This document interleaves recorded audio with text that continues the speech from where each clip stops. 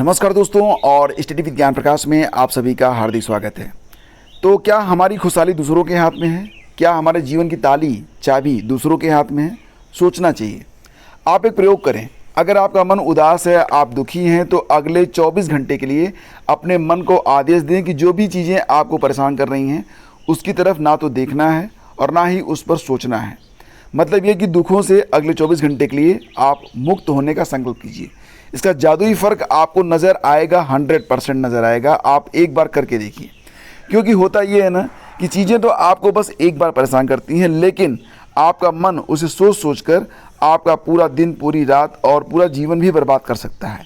तो अपने मन को आदेश दें। कहते हैं ना, जिसे जीवन में आपको नहीं लाना है उसके बारे में सोचना भी नहीं है उसके बारे में।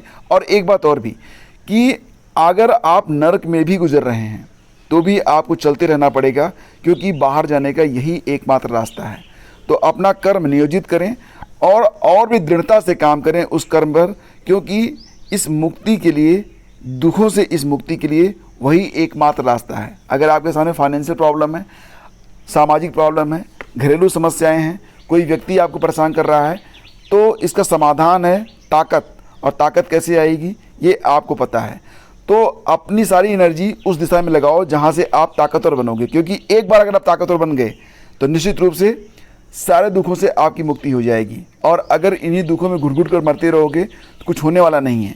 इसलिए लोगों के नहीं, अपने आप पर अपना कंट्रोल रखो और अगले 24 घंटे तक ये प्रयोग करके आप ज़रूर देखो। आगे बढ़ते फ्रेंड्स, और आज की जो पहली न्यूज़ है, देखो मैंने यूपी टीजीटी पीजीटी पर कई बार आप लोगों को कुछ गाइडलाइंस और कुछ गाइड बुक के रूप में मैं वीडियोज अपलोड करता रहता हूं। मैंने आप लोगों से कहा था ना कि यूपी टीजीटी पीजीटी परीक्षा में समय लग सकता है, परीक्षा आगे पीछे हो सकती है, अक्टूबर के बजाय नवंबर में, नवंबर के बजाय दिसंबर में, चलो मान लेते हैं जनवरी में होती है, लेकिन परीक्षा तो होगी। यहाँ पर बेसिक बात ये है कि आप इस परीक्षा को क्रैक कर पाएंगे या नहीं कर पाएंगे। तो इस पर मैं वीडियोज़ लगातार बनाता रहता हूँ कि कैसे तैयारी करें। ये कुछ वीडियोज़ हैं जो कि बहुत प्रशंसित हैं, आप लोगों ने इनकी बहुत प्रशंसा की है। सेल्फ स्टडी कैसे करें और सेल्फ स्टडी में कितना समय लगता है। यूपी में शिक्षक भर्ती के बारे में जो एक अफवाह चल रही है कि अगली भर्ती संविदा पर होगी, झूठ है या सच है। 1 मंथ का चैलेंज भी बहुत सारे लोगों ने एक्सेप्ट किया, और जो लोग आज का सेशन ज्वाइन कर रहे हैं ये चैलेंज एक्सेप्ट करने के बाद, प्लीज़ वो लोग ज़रूर ये बात बताएं कि इससे क्या फ़र्क उनको महसूस हुआ और परीक्षा कब तक हो पाएगी। तो सारी बातें मैं आप लोगों से डिस्कस करता रहता हूँ। इसी बीच एक सवाल और भी आ रहा है कि जैसा कि मैंने आप लोगों को बताया था कि यूपी टीजीटी पीजीटी और असिस्टेंट प्रोफेसर, ये कुछ जॉब्स यूपी में हैं जो बहुत ही खूबसूरत हैं। खूबसूरत क्यों हैं? सैलरी भी अच्छी है, प्रतिष्ठा भी अच्छी है, और कोई भी अपर एज लिमिट नहीं है। और इसकी तैयारी में आपको सिर्फ अपने विषय की तैयारी करनी पड़ती है। हालांकि असिस्टेंट प्रोफेसर में 30 प्रश्न जीएस के भी होते हैं, 70 प्रश्न आपके सब्जेक्ट से होते हैं, लेकिन फिर भी ये बहुत बड़ी बात है। तो फ्रेंड्स, यहाँ पर यूपी टीजीटी पीजीटी, क्या उम्र सीमा 40 वर्ष हो जाएगी? आप लोगों ने कई बार ये सवाल पूछा है। जब भी मैं कोई वीडियो अपलोड करता हूँ कोई न कोई एक सवाल आ ही जाता है। देखो फ्रेंड्स, सबसे पहले तो आप ये क्लियर हो जाओ कि यूपी टीजीटी पीजीटी के लिए कोई भी नई नियमावली नहीं आई है। हालांकि यूट्यूब पर और सोशल मीडिया में इस पर बहुत चर्चा हुई कि अगली जो भर्ती आएगी उसमें उम्र सीमा 40 साल हो जाएगी, सिलेबस में जीएस शामिल हो जाएगा, ये वो ऐसा वैसा कुछ भी नहीं। आयोग, शिक्षा सेवा आयोग ने अभी तक कोई भी नई नियमावली नहीं बनाई है, और ना ही उम्र सीमा में कोई बदलाव हुआ है, ना ही आपके विषय में कोई बदलाव हुआ है, ना ही चयन प्रक्रिया में कोई बदलाव हुआ है। सीधी सी परीक्षा होती है, 1 डे की, 2 घंटे की परीक्षा होगी, 125 प्रश्न होंगे। जितने अधिक अंक आप ला सकें उतना लाइए और आपका चयन हो जाएगा। रही बात उम्र सीमा के बढ़ने घटने की, तो यहाँ पर ना तो उम्र सीमा बढ़ी है, ना ही घटी है, और ना ही अभी तक कोई ऐसी ऑफिशियल डिक्लेरेशन आई है, ना ही कोई नया जो है नियमावली बनी है, और ना ही कोई नई नियमावली इस प्रकार की प्रक्रिया में है। इसके बारे में स्पष्ट रूप से जो सक्षम अधिकारी हैं उन्होंने कहा था कि कोई भी नई नियमावली प्रक्रिया में नहीं है, ना ही जारी होने जा रही है। उम्र सीमा में किसी बदलाव की कोई आशंका भी नहीं है।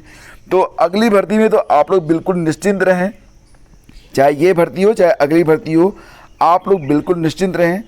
आपकी उम्र कुछ भी हो, 40 साल के हों, 50 साल के हों, 58 साल के हों, आप टीजीटी पीजीटी परीक्षा में शामिल हो रहे हैं तो होंगे, और अगली भर्ती का वेट कर रहे हैं तो भी आप तैयारी में लगे रहें। उम्र सीमा में कोई भी बदलाव नहीं होगा, ये बात आप बिल्कुल तय मान के चलिए और तैयारी में लग जाइए। ठीक है, तो क्या उम्र सीमा 40 वर्ष हो जाएगी? सीधा सा जवाब है, मैं लिख के देता हूँ कि नो, बिल्कुल नहीं। जो अपर एज लिमिट है उसमें कोई बदलाव नहीं है, मिनिमम 21 साल होनी चाहिए। ठीक है, बाकी आप लोग ये वीडियोज अगर आप देखेंगे तो आपको बहुत सारी जानकारी यहाँ पर मिल जाएंगी।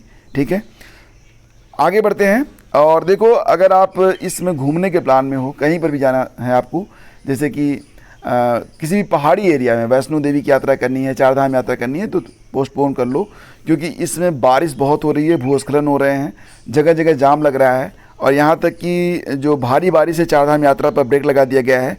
गढ़वाल कमिश्नर ने श्रद्धालुओं से कहा कि जहाँ हैं वहीं रहें। तो तमाम परेशानियाँ आपको फेस करनी पड़ सकती हैं। अगर आप या आपके जान पहचान का, आपके परिवार का कोई सदस्य इस प्रकार की यात्रा पर है तो उसे रोकें कि अभी जो है यात्रा कैंसिल कर लें, क्योंकि आपका जीवन सुरक्षित रहेगा तो आगे बहुत सारे अवसर आपको मिलेंगे। एसएससी सीजीएल में योग्य अभ्यर्थी करें आवेदन। तो कुछ यहाँ पर जैसे कि 17,727 पद पर एसएससी सीजीएल में आवेदन चल रहे हैं। अगर आप स्नातक हैं तो ये गवर्नमेंट के पोस्ट होते हैं, सेंट्रल गवर्नमेंट के पोस्ट होते हैं, बहुत ही शानदार पद होते हैं। इसमें ग्रुप बी और ग्रुप सी की वैकेंसी होती है, तो निश्चित रूप से आपको आवेदन करना चाहिए। अभी 24 जुलाई लास्ट डेट है। ठीक है, ssc.gov.in पर जाकर आप जानकारी ले सकते हैं। इस पर एक डेडिकेटेड वीडियो मैंने अपलोड किया हुआ है, लिंक वीडियो के डिस्क्रिप्शन में मैं आपको दे दूंगा। बिहार स्टेट पावर कंपनी में रिक्तियां आई हैं, 300 पद हैं। जूनियर अकाउंट क्लर्क के पदों पर निकली भर्ती। आवेदन की अंतिम तिथि 19 जुलाई है और योग्यता रहेगी ग्रेजुएशन डिग्री व अन्य। आप आवेदन कर सकते हैं bspscl.co.in पर। और NIE-PID में नौकरी की संभावनाएं, कुल 60 पद हैं। असिस्टेंट प्रोफेसर, लेक्चरर और अन्य पदों पर रिक्तियां। आवेदन की अंतिम तिथि है 19 जुलाई 2024 और योग्यताएं हैं ग्रेजुएशन, एमफिल और अनिर्धारित। तो इसके लिए आप NIE-PID.NRC.in पर जाकर विजिट कर सकते हैं। तो ये आप मान सकते हैं कि ये जॉब ऑफ द वीक है और अगर आप चूकेंगे तो रह जाएंगे। ठीक है, और नीट यूजी की जो काउंसलिंग थी ये टल गई है। शनिवार से शुरू होनी थी काउंसलिंग, कल सुप्रीम कोर्ट में सुनवाई है। तो पहले काउंसलिंग जो 6 जुलाई शनिवार से शुरू होने की संभावना थी।